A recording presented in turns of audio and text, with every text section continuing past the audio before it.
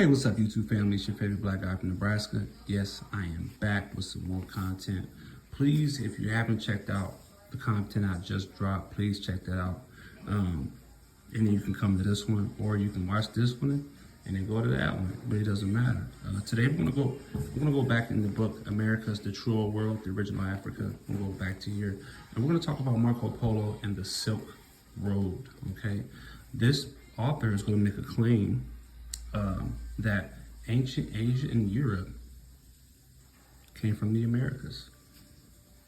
So he's going to give you some information that affirms what he believes, and we're going to read it.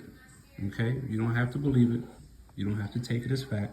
I'm here to present information, and you can do with it whatever you will. So before I start the chapter, we're going to look at this image here on 290, because they're going to refer to that, and it says it's a world map from 1531 by Orontius Phineas lists North America as Asia. So there's so many maps out here that has so many places in different places than what they are than we know them to be today.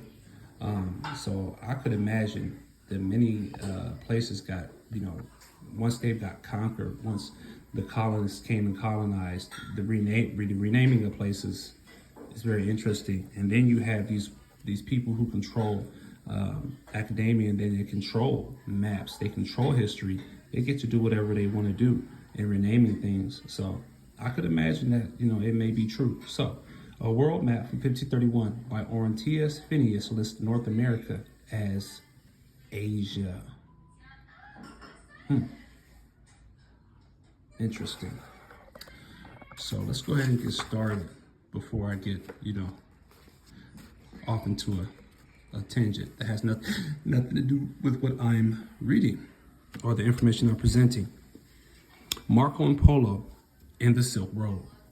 Marco Polo's travels to Asia, 1271 to 95, immortalized his travels of Marco Polo.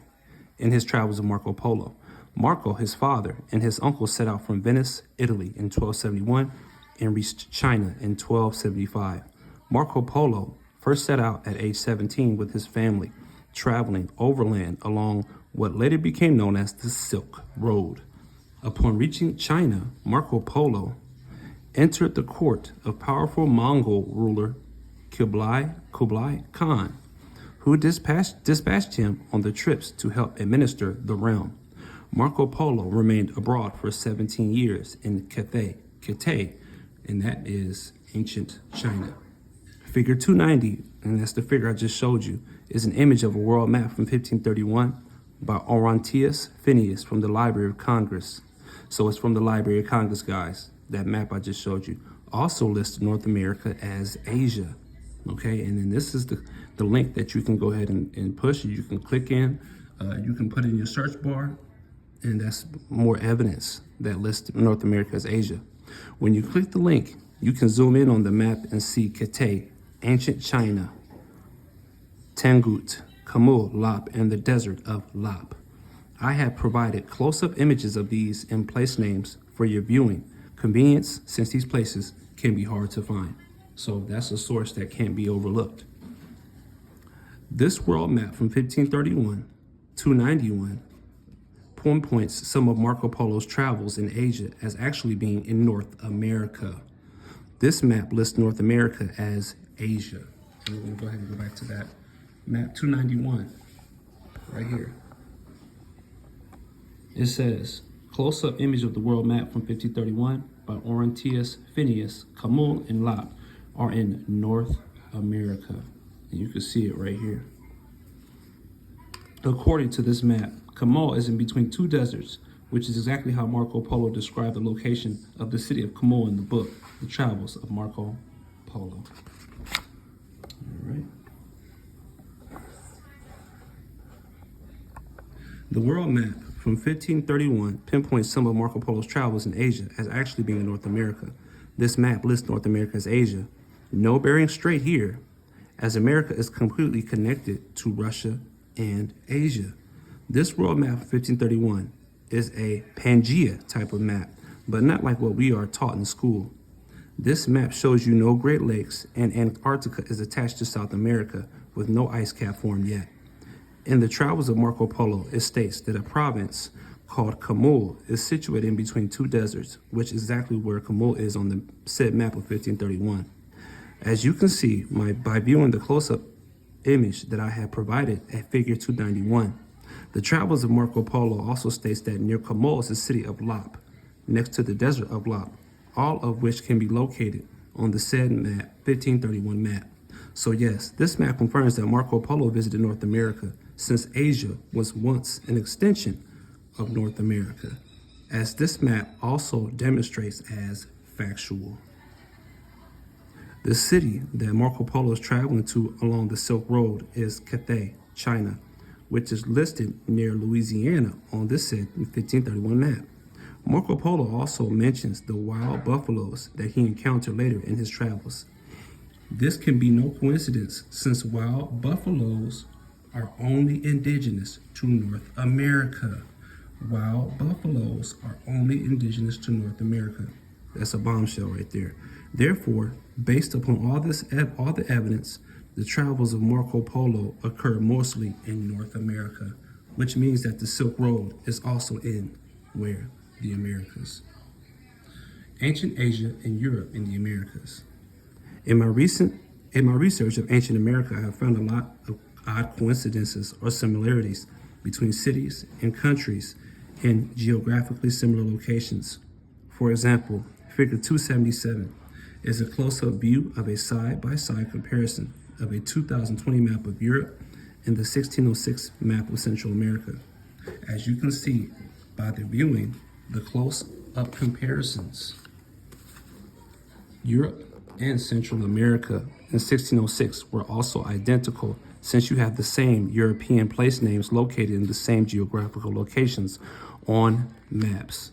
The 1606 close-up image of Central America is from the 1606 circa Jodocus Hondius map of the Americas. In said close-up comparison, I highlight Italia, Italy, in Central America because it is the old name of Italy, since Marco Polo is from Venice, Italy, which makes Italy the start of the travels of Marco Polo in Asia along the Silk Road to China. This is evidence suggesting that the Silk Road was in the Americas, especially when we consider the 3 or 4 maps in this book that designate North America as Cathay, ancient China. Interestingly, the ancient Greek word for China is Ceres, which literally means the land of silk. And what do we call the Holy Land? The land of milk and honey, right? Which is North and South America. North America could be the land of silk, since it has 75 species of Saturnidae, giant silkworm and royal moths in North America, north of Mexico. And here's the link that you can go ahead and confirm. No other country in the world has this many varieties of silkworms. Plus, the North American giant silkworm is superior to any other silkworm, since they are offspring of the royal moth. Based upon all the evidence, we can conclude that the North America was the land of silk China, since it was called Cathay, ancient China, in medieval times. Since the largest variety of silkworms and the superior silkworms are in North America. Now, when you look at the said map comparison above, both are peninsulas located to the north of Spain and the north of Central America, respectively. The map also displays Carthage in Central America, in a geographically similar location as Cartagena in Spain. Cartagena means New Carthage. Here is the 1606 Circus Jocatus Hinduist map of the Americas in its entirety, which lists Asian and European countries like Italia, Italy, Cartago, Carthage, Leon, Castilla, Spain, Granada, Spain, Nicopolis, Rome, Andalusia, Moorish Spain, Turkey, Carthage, and etc. So this is the link. You can go ahead and confirm all that information that I just said. Raremaps.com, gallery. So he's dropping resources. He's dropping comparisons that are you can't ignore them. Antiochia, considered the cradle of Christianity and once dominated by Alexander the Great, is located on many old maps in South and North America. For example, North America has Antioch, California, Antioch, Tennessee, Antioch, Alabama, Antioch, Illinois. This 1606 circa Jacotus Hinduist map shows you castles all over South America because there was nothing uncivilized about the Americas. The said map also shows you Antarctica still attached to South America with no ice cap in North America with no Great Lakes yet. So we have Italy, Carthage, a Phoenician capital city, Leon, a capital in Spain, Castilla, part of Leon in modern Spain, Granada, a city and province in Andalusia, southern Spain. According to tradition in the legends of Spanish Jewry, some of the Jews exiled by Nebuchadnezzar settled there. Rome province, Nicopolis city, Roman province, Andalusia, a Moorish-ruled province in Spain, Antiochia, city from Turkey, and Pariahs of southern India. Figure 153 is a 1531 Honorius Phineas map that lists the area under southern Mexico, Masi, as Paris, southern India. So all these places that I just read off can be found here also in the Americas. And before I go, we're going to show a map. Satellite Google Earth image of China and Japan. Japan resembles the Bermuda Islands off the coast of Florida. China looks like the state of Florida. And here, this next page is, I'm going to show you, this chapter goes so far. Like it goes, there's a lot of pages, a lot of information in these next two chapters. I'm not going to get into it because they're so long, but it's very, very interesting. Figure 293, the state flag of China is a red Moorish flag with the Islamic crescent moon and star on it. Wow. So there's a comparison. There's some things to compare with China and the Moorish Islamic crescent moon. Wow. So I hope you guys really enjoyed that information. So ancient Asia and Europe found in specifically South America. And this man, this author, gave you a lot of things to compare to the two places. You know, silkworms being found indigenous to the Americas. You know, the Silk Road. Here, I want to say this again. Marco Polo also mentions the wild buffaloes that he encountered later in his travels. This could be no coincidence since wild buffaloes are only indigenous to North America. So, hey, this guy just cooked right here. You know what I mean? He just, I mean, at the very least, it can be argued that these places started here first.